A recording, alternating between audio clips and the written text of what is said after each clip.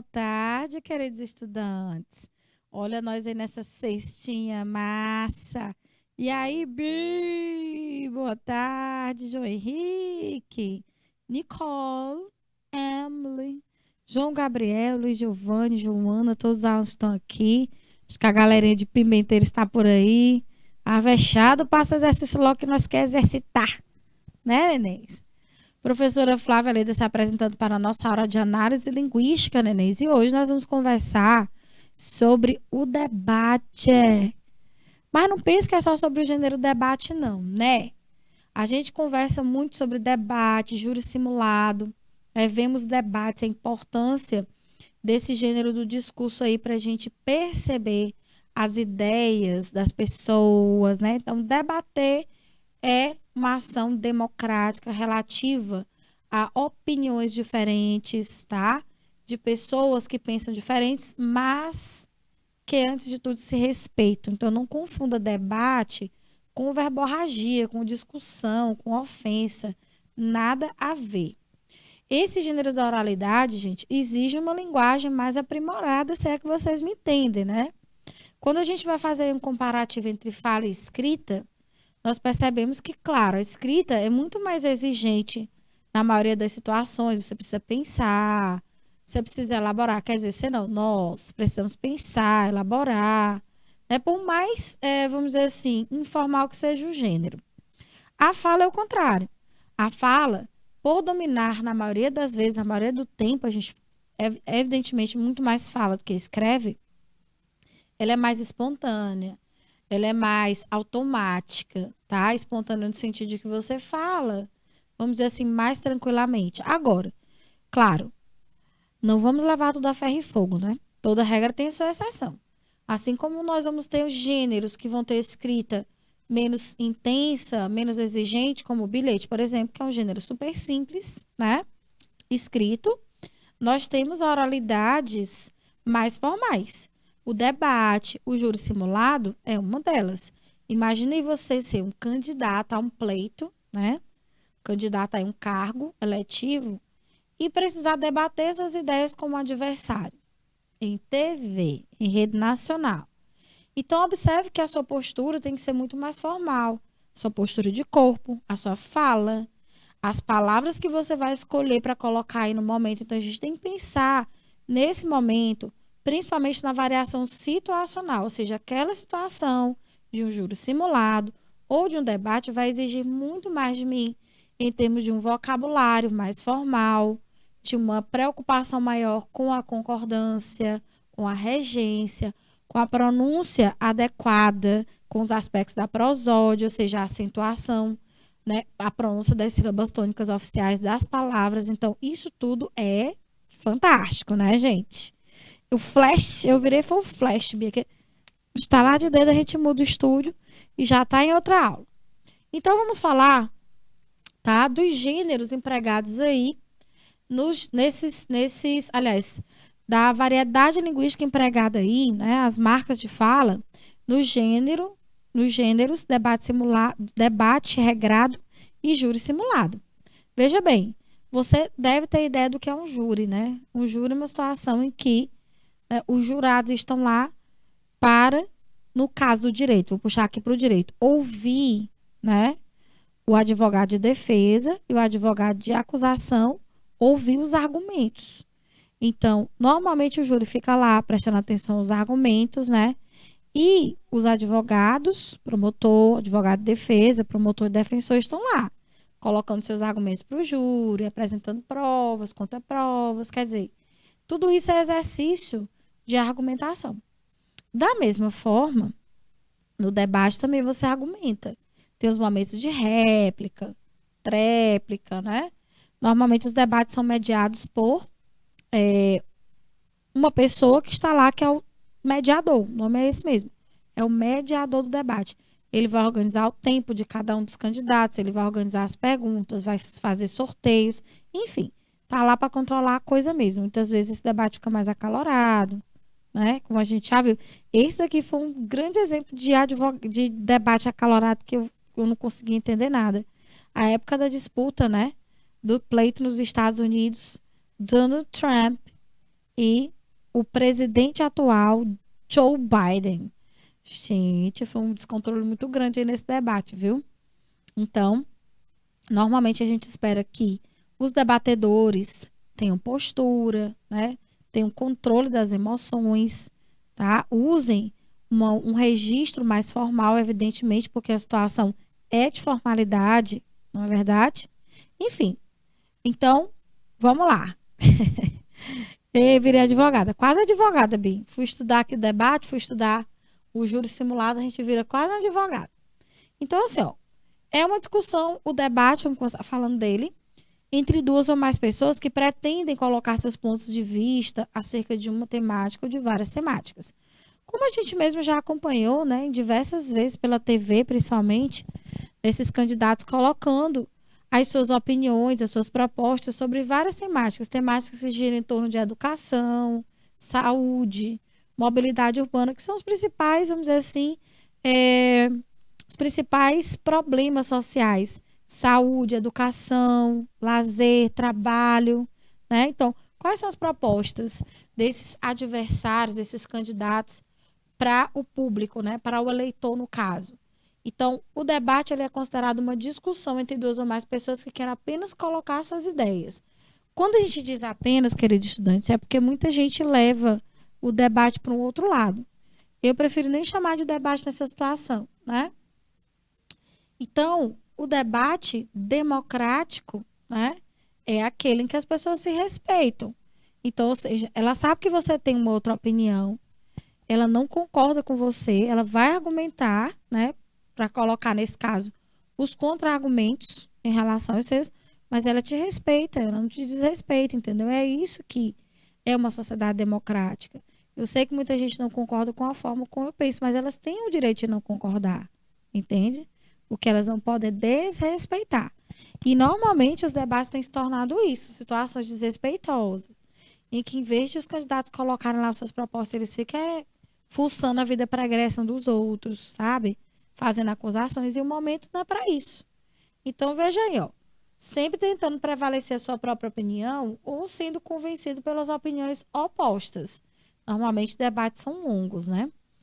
Quando você ouve a palavra debate, você já lembra de uma outra que é tecnicamente intrínseca ao debate, que é a polêmica, né? Ou seja, debater é polemizar. Então, polêmica envolve o quê? Opiniões distintas. Não é vero? Então, é longo mesmo. Olha aí. É justamente por isso que é longo. Porque as pessoas vão lá colocando seus pontos de vista. Os outros que não concordam vão colocando seus contra-argumentos e assim vai. Então, geralmente, eles são longos e raramente se chega a uma conclusão. Porém, é uma prática considerada saudável, onde uma pessoa pode ver vários lados de uma mesma questão. Desta forma, as pessoas que participam aprendem concomitantemente sobre algo que uma e outra não sabiam. Debates ou discussões amigáveis podem ser a respeito de diversos temas, como esporte, política. Aí você está dizendo assim, tia Flávia, mas você está falando só do contexto da política? E debate não existe só quanto a esse aspecto. É verdade, neném. Uma conversa informal na casa dos amigos ou mesmo com a família, você pode iniciar um debate de maneira saudável. E é uma prática super positiva, porque no debate você tem condições de colocar suas opiniões favoráveis ou contrárias, ou então de exercer ali a posição do que a gente chama de negociador. Você consegue visualizar os prós e os contras da questão, né? Os prós e os contras. Não tem flexão. Então, você consegue ponderar ali tanto os aspectos positivos quanto negativos daquela mesma questão. Obviamente que para debater, gente, você precisa ter conhecimento, óbvio. Eu nem abro a boca se eu não tiver conhecimento sobre o assunto. Por quê? Como opiniões estão cercadas de fundamentação, se você não conhecer o assunto e simplesmente der uma opinião, claro, as pessoas vão te respeitar. Tem que te respeitar. Porém, essa opinião tem que ser embasada. Ela tem que ter fundamentação. Porque não esqueçam de que o propósito final de toda e qualquer argumentação, seja ela expressa no júri simulado, seja ela expressa no debate, numa mesa redonda é convencer o outro. Então, como é que você vai convencer o outro se você não sabe defender a sua opinião? E isso exige conhecimento. Então, ó, eles não devem ser confundidos por brigas. Debate não é briga, debate não é ofensa, debate não é verborragia, tá? Debate é a situação de colocação de opiniões sempre cuidadosas, respeitosas, muito bem fundadas, ou seja, muito bem sustentadas. Aí sim. Geralmente, debatentes são concisos, ou seja, eles são claros. Quando a pessoa tem um argumento, você percebe a lógica na fala dela, você percebe a consistência, tá? Nos argumentos que ela propõe e tem em mente a troca de ideias sem que haja ofensas para ambos os lados. Então, entenda bem aí o que é o debate. Como é que se configura o debate. Olha aí. Por falar em debate, botei ok. Os dois, Hillary Clinton, nome difícil, Hillary Clinton e Donald Trump. Essa cara dele aí foi ótima, hein? Gente, queridos estudantes, entenda bem, persuasão não é a mesma coisa de convencimento, tá? Muita gente no dia a dia, no cotidiano, confunde. O senso comum diz que convencer é a mesma coisa de persuadir. Não. Na verdade, as duas ações, os dois procedimentos visam a conquistar de alguma forma o interlocutor. Agora, os artifícios que são utilizados para essa conquista é que vão diferir o procedimento de convencimento do da persuasão. Veja bem, no convencimento, tá? Os articulistas, ou seja, os debatedores, vão utilizar argumentos concretos da realidade, dados concretos da realidade, vão apresentar, por exemplo, estatísticas, vão utilizar o raciocínio lógico, apresentando aí elementos de causa e consequência, vão apresentar exemplificações, comparações, fazer aí a devida relação mais objetiva, tá, dos elementos que vão servir para sustentar a opinião. O procedimento de persuasão, gente, já é mais subjetivo. A persuasão, ela visa pegar o interlocutor pelos sentimentos, pelas emoções. Então, veja que no frigir dos ovos, tanto a persuasão quanto o convencimento querem a mesma coisa. Querem ganhar a atenção do interlocutor. A diferença é a maneira como se chega a isso. Ou seja, as estratégias empregadas para se chegar ao convencimento ou à persuasão do interlocutor. Vou te dar um exemplo. Um debate, assim como o júri simulado, são duas situações de oralidade em que se busca o convencimento.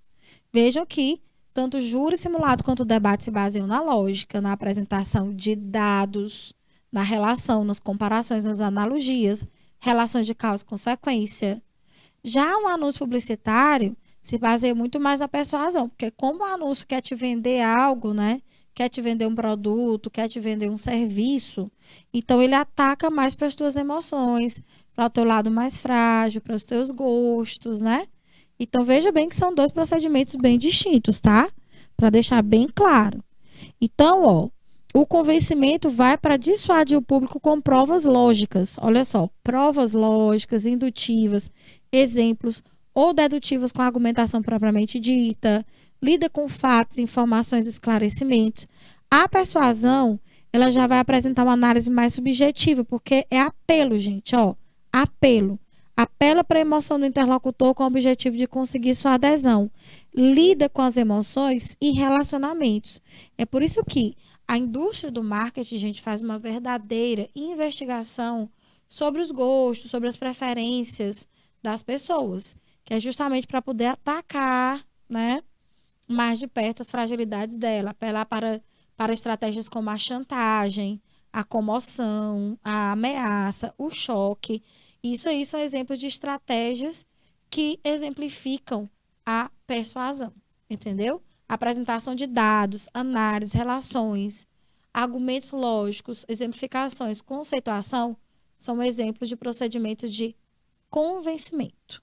Então, veja bem que as duas coisas são bem distintas. Espero que você tenha entendido finalmente. Aqui, ó, numa situação como essa, dois candidatos a um cargo, né, eletivo. nesse caso aí de presidência da República, né? Eles estavam usando muito mais o convencimento. Mas, vez por outra, nada impede que eles nos ataquem para a emoção, né? O que predomina é o convencimento, para de vez em quando eles sabem ser bem persuasivos.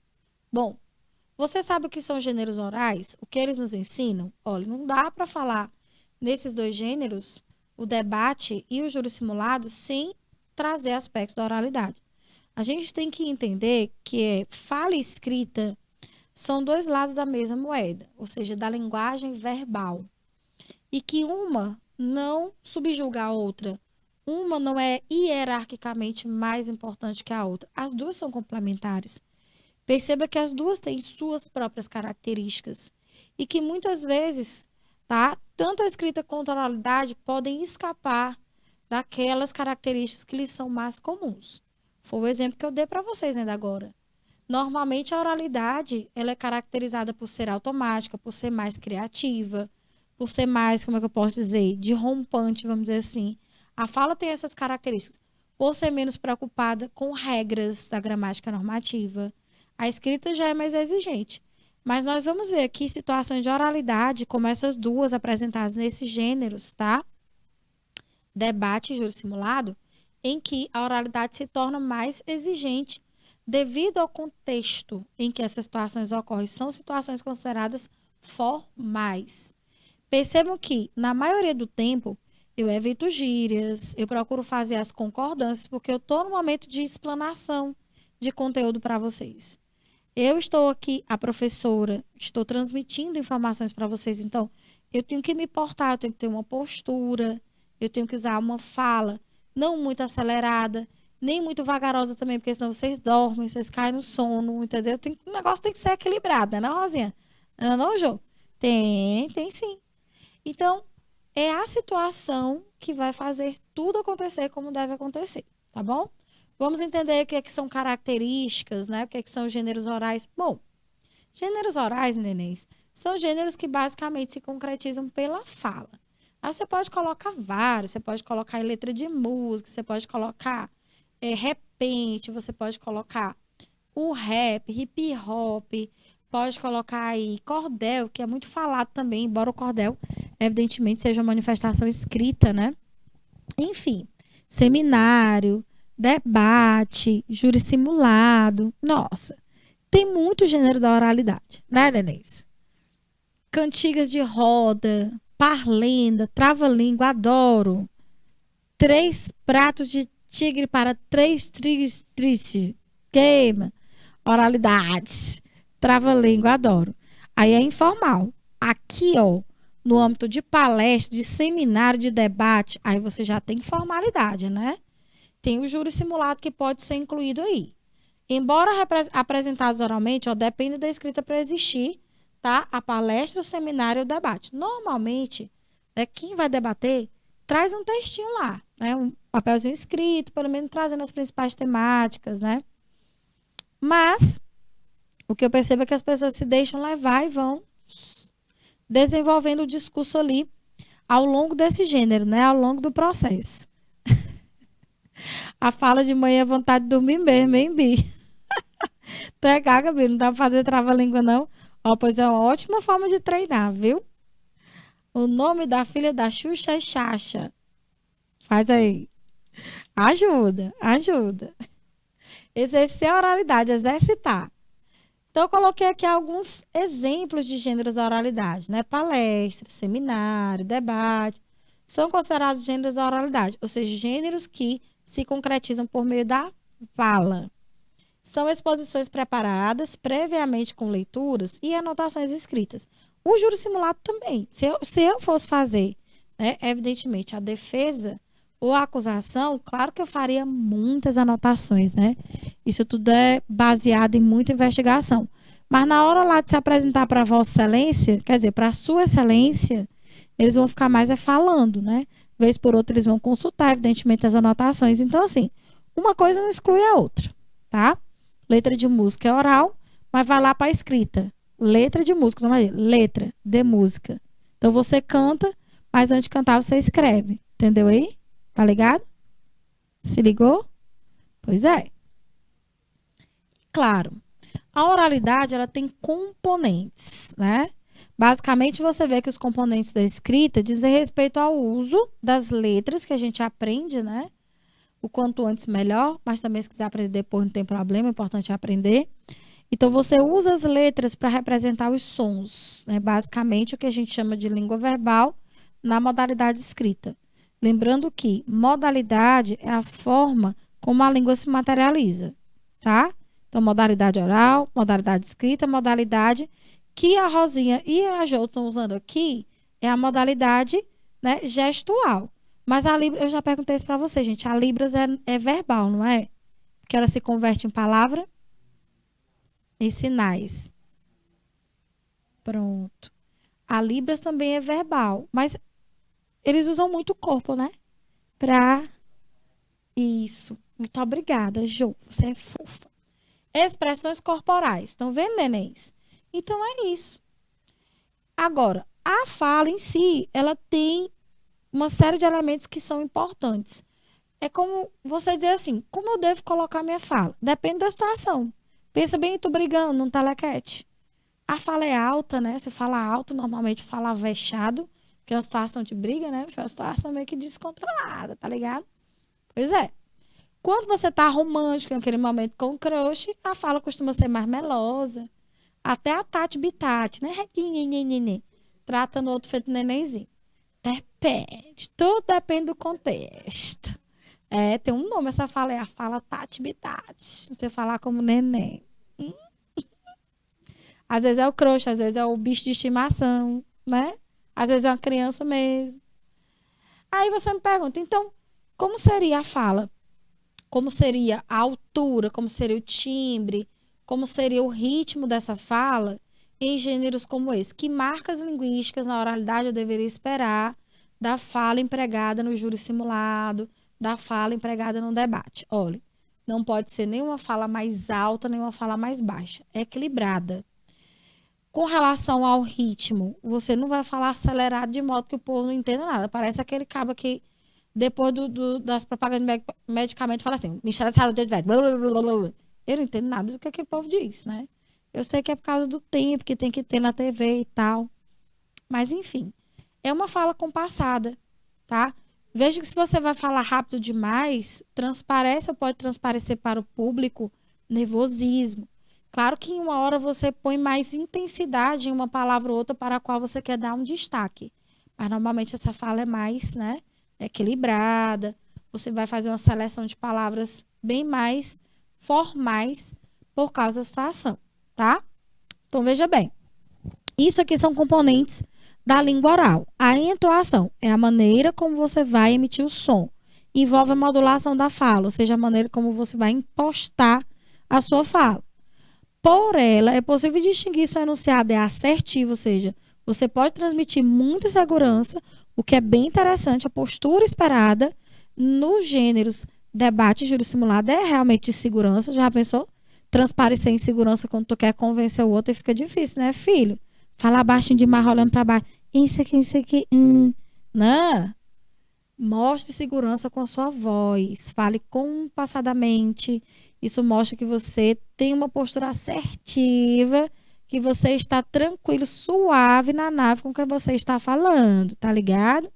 Então, veja, você pode ser interrogativo, aí você faz aquela entoação de interrogação, né? Você fala, então, prezado eleitor, você concordaria com uma situação como essa e essa? Entendeu? Tudo depende da situação, tudo depende do tom que você quer dar. Ou exclamativo, quando você vai estar mais empolgado. Por exemplo, querido eleitor, confie em mim, eu garanto a você que no ano tal, todos os seus problemas estarão resolvidos. Cuidado com as organizações Tabajara, hein?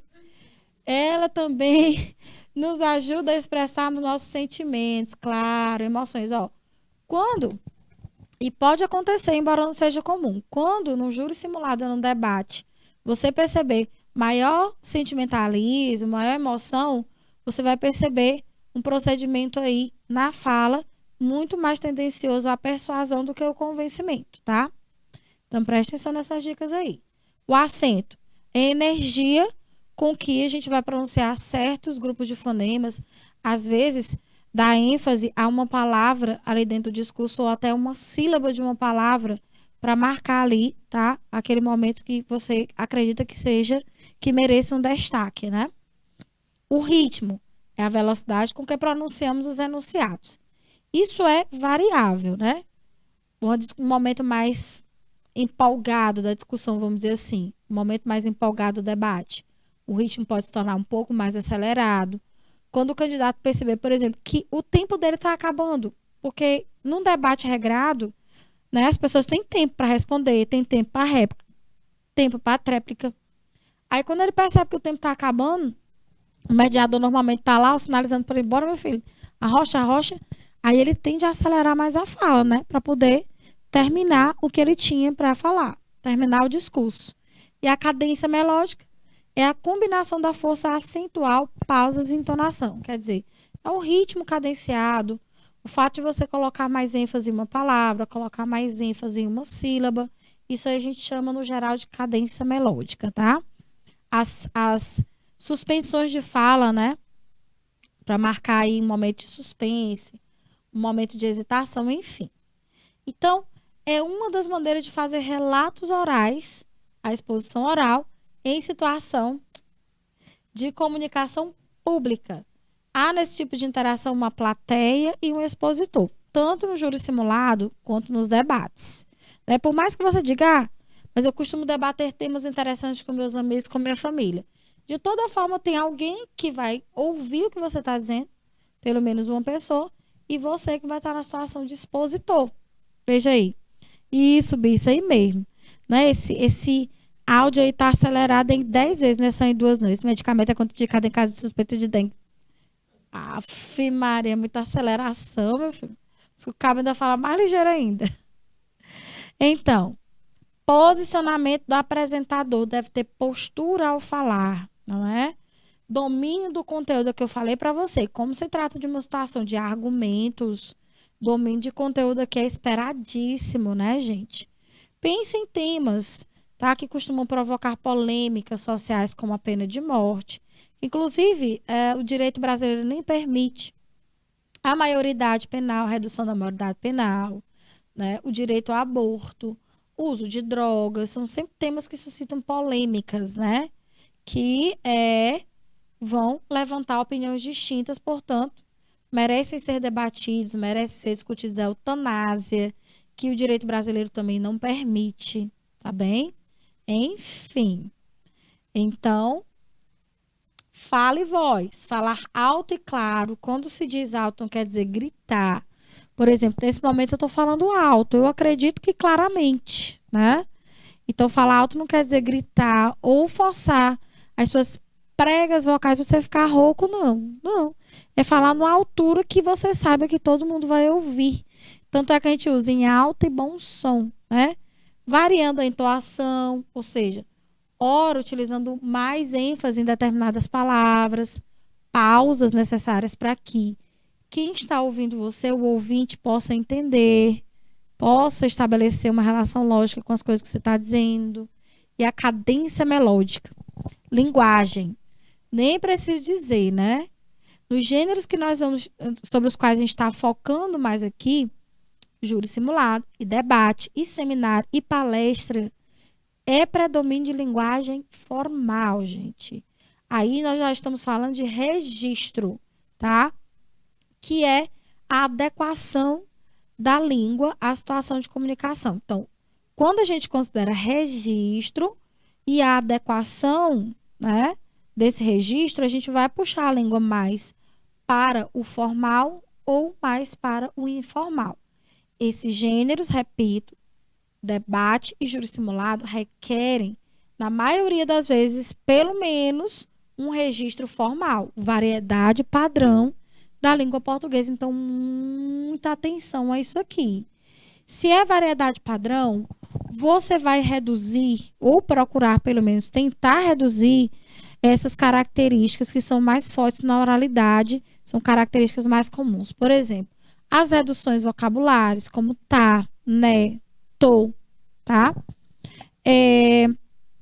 Algumas repetições que indicam nervosismo ou insegurança, né? Então, é, é, parece que a pessoa está treinando a voz. Ou seja, essa repetição muito longa, né? E às vezes até esticada. Eu esqueci o termo aqui. A gente usa um termozinho para dizer, por exemplo, você fala, você puxa se é. Isso indica insegurança, tá? Isso pode indicar insegurança com relação ao tema desconhecimento. Então, nesses gêneros, a gente tem que ter essa adequação, sabendo que o grau de formalidade é alto, adequado ao perfil dos interlocutores. Claro, você vai falar para o eleitorado. Dizer que você vai utilizar o registro formal, a variedade padrão, também não significa dizer que você vai usar o palavreado mais difícil do mundo para você se dirigir ao seu eleitorado, não. Entenda, os eleitores são a massa, tanto constituídos de pessoas com alto nível de escolaridade, como, infelizmente, a maioria dos brasileiros que tem baixa escolaridade ou até nenhuma escolaridade. Então, assim, o discurso é formal, a linguagem tem que sempre ser respeitosa, procurar realmente pronunciar as palavras por completo, entender sílaba tônica, por exemplo, não falar tóxico, usar palavras como tóxico, que é a pronúncia formal, tá? Tô dando um exemplo só. E utilizar um vocabulário acessível. Óbvio, acessível. Acabei de dizer, você está falando para todas as pessoas. Quem tem escolaridade alta, quem tem escolaridade baixa, quem não tem escolaridade. Então, preste bem atenção no serviço, tá? Olhar para o público uniformemente, tá? Você pode dirigir o olhar para todos. Interessante que você não precisa fazer isso nessa postura de ameaça, não. Olhe de maneira firme, olhe às vezes firme para uma pessoa, olhe às vezes firme para a câmera. Se o debate for televisionado, quem está lá no júri simulado, né? O advogado de defesa e o advogado de acusação, promotor, como é que a gente chama? É o defensor, tem um nome. O defensor e o promotor estão lá, ó, olhando para o juiz, olhando para os jurados, tá? Com firmeza sempre. Então, você pode ficar direcionando esse olhar. Nada de olhar para os lados, olhar para baixo. Isso indica insegurança, tá bom? Então, cuidado aí. Bora, Bi, ser candidata a presidente, eu vou lhe dar o meu voto. Para presidente da República, Bi, a gata vai revolucionar. Tem sim. Boa pergunta, Bi. Tem feminino de presidente, sim.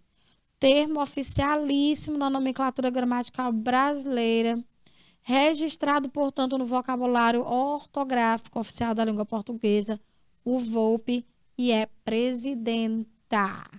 Mas você também pode usar presidente para ela, tá? Pode ficar à vontade. Isso, Bi. Olhos fixos.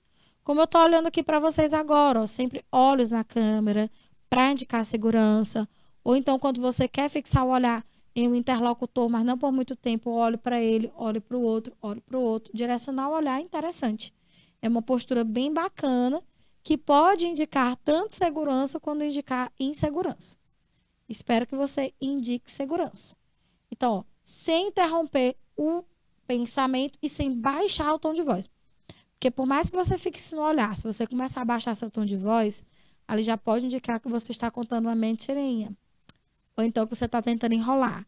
Ou então que você não está tendo segurança com o que você está dizendo. Ali você já vai perdendo a sua credibilidade. Eu até diria que no júri simulado, que é um júri criado, né, um júri ficcional, as pessoas que vão colocar posições contrárias ou a favor do réu, elas têm uma postura um pouco mais agressiva. Mas não entendo agressiva no sentido de ser violenta, nesse sentido, não. Eles impostam mais a voz, né? Tem uma postura assim um pouco mais ríspida. Não no sentido de mais educada, mas mais forte, entende? Porque eles estão no momento mesmo de defesa, né? Ou acusação. A Rosinha não te ouve, a Rosinha tá aqui. Rosinha, minha irmã, a Bi tá te chamando. Rosinha tá aqui. Só traduzindo, minha filha. A gata que tá arrasando na tradução. Olha aí. Tempo. Controlar e organizar seu tempo. Isso é muito importante, gente. Você sabe que tudo na vida é equilíbrio. Então, assim também como nesses gêneros, né, falar demais pode tornar a coisa cansativa, repetitiva. Então, controle se for preciso, treine, para que você fale o estritamente necessário, tá? Falas prolongadas demais tornam a coisa cansativa, tendem à repetição, tendem à monotonia. Então, foque o seu discurso naquilo que realmente precisa ser dito e não repetido cansativamente. Então, por isso, ó, controlar e organizar o tempo, sendo capaz de ajustes para adequar a exposição ao tempo estipulado. Claro, gente, vocês sabem, no júri de verdade, um tribunal de júri, por exemplo, tá, a coisa pode se estender por muito tempo, né? Depende da causa a ser julgada, depende dos elementos aí, das variáveis que vão entrar em questão. Tem processos aí que são enormes, tá? Então, o júri, né? O tribunal de júri precisa estar ciente. Os advogados de acusação e defesa precisam estar lá cientíssimos do que está acontecendo, todas as provas, sabe? Elencar as testemunhas. É um processo mais longo no júri. O júri simulado é menor porque o nome já diz, é simulado, né? É inventado para você treinar e perceber como é que a coisa se concretiza. Para quem gosta da área do direito, aí é uma excelente oportunidade. Então, tudo depende, né? Mas, podendo controlar o tempo, ótimo. Beleza. Então, lembre-se que o debate regrado público é uma forma de você expor seus argumentos, mostrar que você é capaz de sustentar a sua ideia, a sua opinião. Então, a gente expõe livremente, tá? As nossas ideias, entenda bem. Vou até colocar aqui entre aspas, porque liberdade, nesse caso, implica respeito. Claro que a Constituição Federal de 1998 garante a livre expressão, né? Inclusive expressões artísticas, intelectuais, desde que, gente, isso tudo seja pautado no respeito, tá? Então, cuidado com esse livremente aqui, porque tem gente que não entende muito bem o sentido de livre, não, viu? Então, expor livremente nosso ponto de vista e conhecer o pensamento dos outros. Nesse gênero organizador do debate, chamar de mediador, como eu falei para você, que é a pessoa que fica lá controlando, né, o tempo de quem vai participar. Eu, por exemplo, enquanto professora, já fiz vários debates em sala de aula e eu era mediadora. Eu estabelecia as perguntas, evidentemente estabelecia o tema para os meninos estudarem, se prepararem, né? E dividir os grupos em posicionamentos favoráveis e posicionamentos contrários. E ali, ó, eu digo, ó, você vai ser, né, o defensor, você vai ser o acusador, tá? E outros alunos gostariam de participar ou queriam participar, então a coisa era controlada. Você tem tantos minutos para falar, o debate vai ter a duração de tantas horas, ou de 1 hora e pouco, ou de 50 minutos, enfim.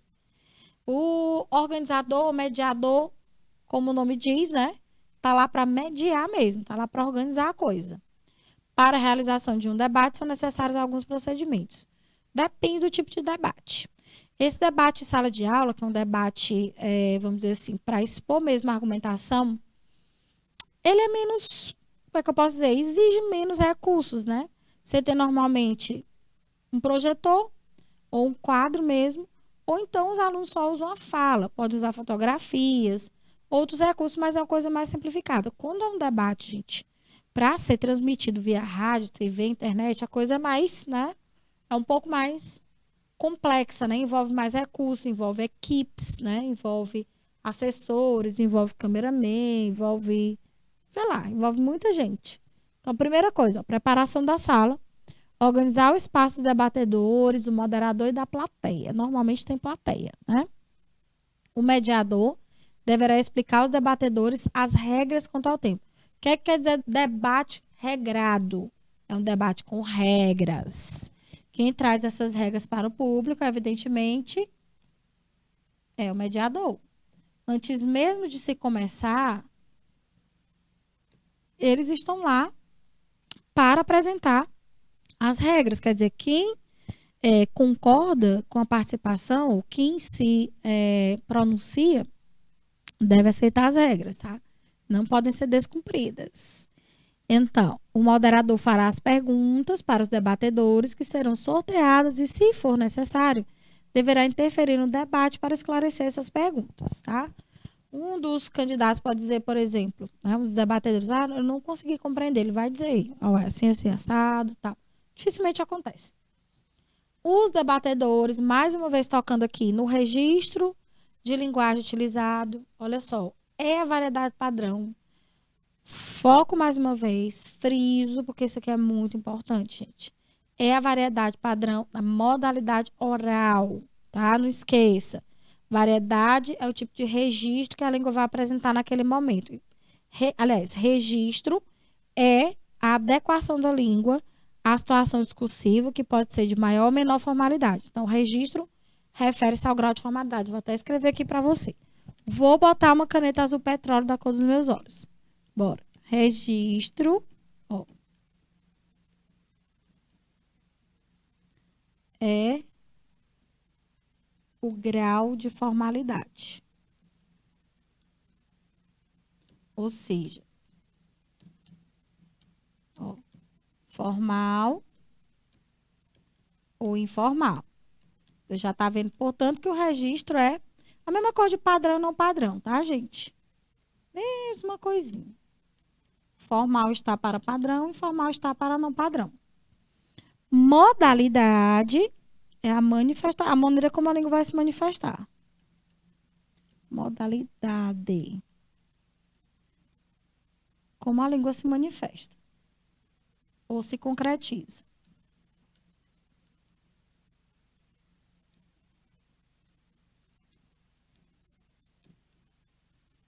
Aí a gente fala basicamente em modalidade oral, escrita.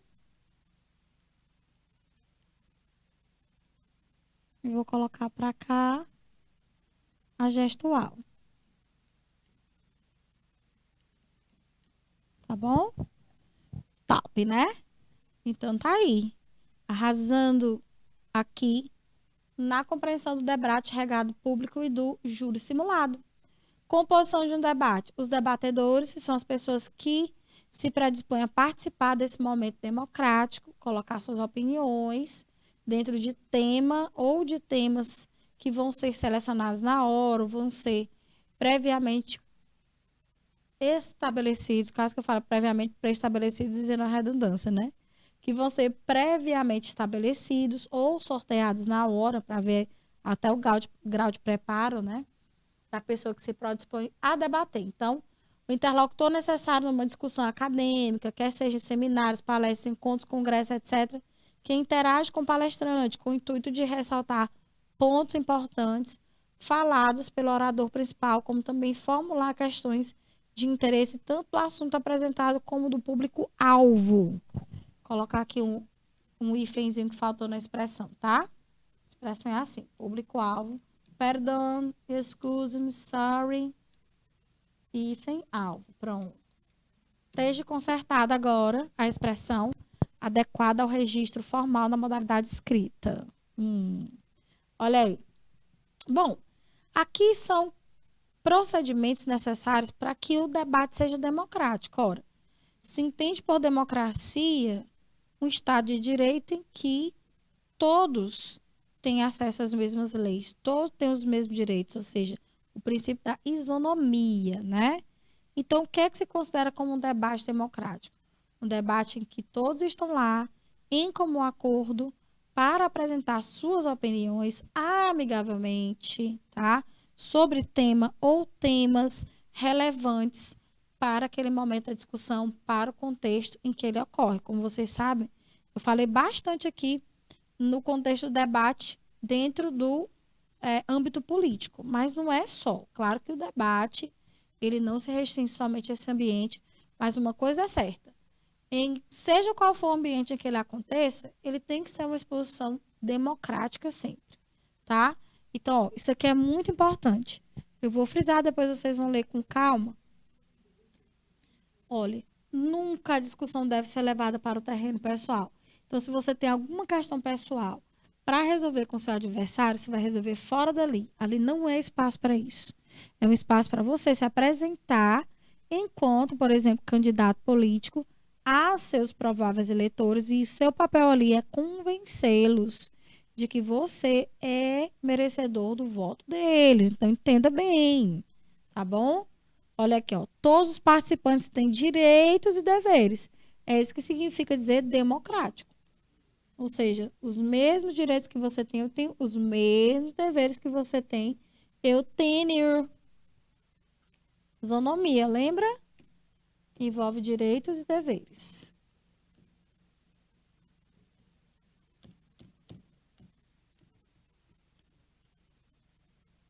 Veja bem. Vamos botar aqui para o nosso marca-textinho. Então, falar e ouvir livremente, ó, não se deve interromper a exposição do outro. É descortesia, falta de educação, deselegância. Seu coleguinha está falando, o momento é dele, o tempo é dele, e você interromper. Então, por isso que a maioria dos debates tem a figura do mediador.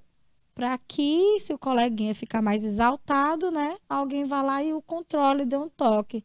Filho amado, com licença. Ainda há pouco eu ouvi você e agora é sua vez de me escutar, ó. Entendeu aí? Fala-se apenas quando for a vez. Expressar suas ideias em igualdade de condições, igualdade de tempo, por exemplo. Para isso existe a figura do mediador, para estar lá controlando tudo no reloginho. Tudo muito bem controlado. Ser respeitado ou expor o que pensa, não se deve zombar ou provocar o debatedor, por exemplo, durante sua exposição. Quer dizer, posturas de rir do outro, zombar, fazer chacota, sarcasmo, não são posturas esperadas, né? Num debate.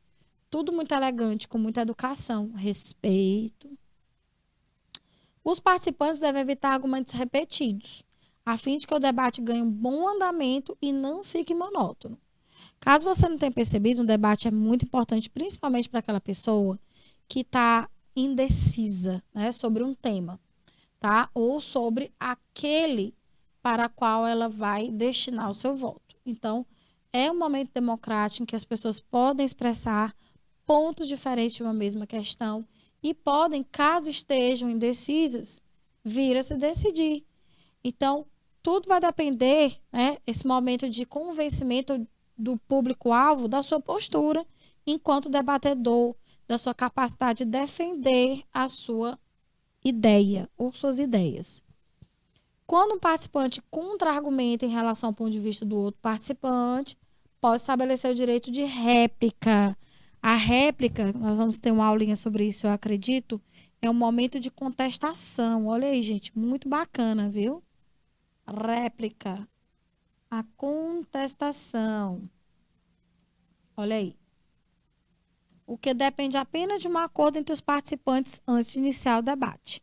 Normalmente, quem vai dizer se há o direito à réplica, tréplica, é o debatedor, não, é o mediador, tá? Os participantes devem observar as normas combinadas e atender solicitações do mediador do debate. Para isso é que existe regra, para que ele seja realmente democrático. E o júri simulado. Como o nome diz, né, simulado porque é uma, vamos dizer assim, é um ambiente forjado. Não é forjado no sentido pior da palavra, não. É uma criação ou recriação para que as pessoas entendam o que acontece ali de fato e de direito no momento de um júri verdadeiro, né? Se cria a situação de um tribunal, tá? Os alunos, por exemplo, principalmente do curso de Direito, vão com certeza participar muito dessas experiências aqui. E mesmo que não sejam, né, alunos do ensino básico também podem, né, se portar naquele momento como partícipes de um júri simulado. Ou seja, ali você vai simular todo um ambiente de tribunal, vai ter a figura do juiz, vai ter a figura do defensor, vai ter a figura do promotor, vai ter a figura dos assistentes da defensoria, os assistentes da promotoria, né? Enfim, o júri que vai estar ali ouvindo a tudo atento, imparcial até então, né? Tem que averiguar a veracidade da coisa. Então, os participantes têm funções predeterminadas, como eu falei para você, né? Olha aí que top, pessoal. Trata-se de uma metodologia de ensino que pode ser adotada a partir de um conteúdo novo ou de um problema proposto. É indicada principalmente diante de temas polêmicos que perceptivelmente dividem opiniões, né? Então, muito bom, muito viável o uso do júri simulado na sala de aula. É um gênero muito bacana para que os alunos ainda pequenos, é claro, quando os alunos já tenham, mesmo crianças, já têm uma certa maturidade, para que eles possam já, né, exercer o direito à sua opinião e entender o que é direito e dever dentro desse princípio democrático, né, de debater. Então, durante a metodologia, são apresentados argumentos de defesa, olha só, e acusação para serem debatidos por dois pontos de vista antagônicos, o que proporcionará ao grupo a oportunidade de exposição de opiniões diferentes a respeito do assunto estudado. Ou seja, você vê que o júri simulado e o debate estão muito próximos nesse sentido de procedimentos argumentativos, né? Com toda certeza. Então, é uma oportunidade incrível para a gente exercer aí, né, nossa capacidade de persuadir ou convencer o outro. Promover a articulação de assuntos polêmicos ao cotidiano, do processo de aprendizagem do acadêmico, então, tanto nas faculdades quanto nas escolas. O júri simulado é muito bem-vindo, o debate regrado também. Fora as outras práticas, né? Seminário, palestra, enfim. Gerar a problematização e o debate sobre o assunto, ou seja, criar uma situação favorável para que um tema polêmico seja apresentado e devidamente discutido. E incentivar a busca por novos conhecimentos, com toda certeza, ó, é uma excelente experiência, principalmente para alunos do ensino básico, né, para conhecer lados diferentes de uma mesma questão. Muito importante para a formação de opinião, para ampliação do que a gente chama de repertório, né? Que a redação do Enem chama de repertório sociocultural produtivo. Fomentar nos acadêmicos o espírito investigativo, ou seja, uma pessoa para gente sustentar uma opinião, ela tem que ser um verdadeiro Sherlock Holmes, meu amigo. É cair em campo, ler o assunto, procurar especialistas que já falaram sobre o assunto, se possível, dar as estatísticas sobre o assunto, porque isso é se informar. Então, veja aqui, se você conhece bem, tá? Você é capaz de colocar vários tipos de argumentos, exemplificar, conceituar, apresentar argumento de autoridade, ou seja, indicar um órgão, um dado, uma pessoa que tenha respaldo ali naquela área que está sendo discutida, tá? Explicar, colocar questões de causa e relação de causa e consequência, fazer comparações. Então, esse estudo serve para isso, essa investigação, para você respaldar a sua opinião. Proporcionar momentos para que se possa expor argumentos, dialogar e interagir. Com toda certeza é uma prática muito válida, muito bacana. Então, estrutura para o júri simulado, ou seja, que elementos são necessários para que a gente tenha ali a possibilidade de criar, simular um júri. O réu, um tema, ou seja, o advogado de defesa, o advogado de acusação, o juiz, o professor, um aluno, o escrivão, quem está lá só tomando a nota, né, do que está acontecendo, com a responsável de fazer um relatório, uma ata, o promotor com mais 3 alunos apoiando nas discussões, o advogado de defesa com mais 3 alunos apoiando nas discussões. Isso aqui é uma sugestão, né, de aplicação, né, dessa prática de júri simulado numa sala de aula. As testemunhas, jurados, sim como mais alunos que após ouvir os argumentos de ambas as partes apresentam sua decisão final, culpado ou inocente. Plenária, os demais alunos que estão ali acompanhando a situação. Então, é até simples de você, né, desenvolver aqui uma situação de júri simulado muito, muito bacana. Valer-se da linguagem para assumir a condição de protagonista do seu processo de aprendizagem, sendo capaz de expressar experiências, ideias e opiniões, bem como de acolher, interpretar e considerar os discursos alheios contrapontos quando necessário. Ou seja, você,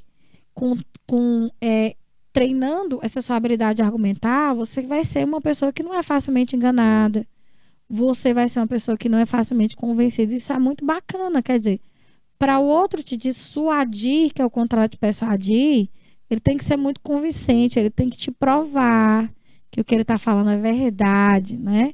Então, isso acontece muito quando as pessoas são informadas, quando as pessoas buscam estudar, buscam aprofundar seus conhecimentos e sempre respeitosamente buscam discordar do outro, né? Bom, aí eu listei aqui algumas habilidades aqui importantes para que a gente desenvolva a competência argumentativa, tanto no júri simulado quanto no debate regrado. Então, aqui, dentro dessa perspectiva, é desenvolver uma linguagem que, nesse caso, entenda bem a diferença entre persuasão e convencimento, tá? E que, nesse caso, atenda às diversas demandas sociais, que saiba, por exemplo, numa situação de problemas sociais, apontar soluções viáveis, plausíveis, efetivas para a resolução do problema. Apropriar-se gradativamente da articulação adequada das palavras, observando pronúncias, entonação e ritmo, como a gente já falou aqui para vocês nos componentes da oralidade. Muito importante lembrar que essa oralidade aqui é formal, tá, gente? Sintetizar e sistematizar ideias para quê? Para não tornar a coisa muito prolongada, monótona, repetitiva, cansativa, né? Tudo é controle, tudo é equilíbrio. Reconhecer os elementos contextuais da produção do discurso exposto, quem é meu público-alvo, qual é meu propósito, quem é meu adversário no caso de um debate, tá? Vamos lá utilizar argumentos, quais são as temáticas a serem debatidas. Então, é sentir mesmo a situação, conhecer o terreno, analisar criticamente os diferentes discursos, inclusive o próprio, tá? Colocar alguém para te ouvir e perguntar para esse alguém: você concorda comigo? Você discorda de mim? Você acha que esse meu argumento convence? É por aí. E assim você vai desenvolver a capacidade de avaliar os próprios argumentos, tá, gente? Então, são atividades aqui muito bacanas em que a gente vai entender. Aqui não vai dar tempo, porque nosso tempo está quase, né, terminando, mas eu vou orientar vocês a fazerem essas questões aí como atividade de casa, que vão tratar justamente do que nós trabalhamos ao longo da aula de hoje. O debate e o júri simulado e principalmente o registro de linguagem a ser empregado dentro desses gêneros textuais nas situações específicas de comunicação em que eles são desenvolvidos. Ok, nenéns? Aqui você tem duas autoridades aí da área do direito, da justiça, tá? Que vão falar opiniões diferentes sobre os sistemas de cotas. Vocês deem uma olhada aí e depois vão resolver as questões propostas que estão aí nos demais slides, quase que não sai. Muito obrigada pela companhia, nenéns.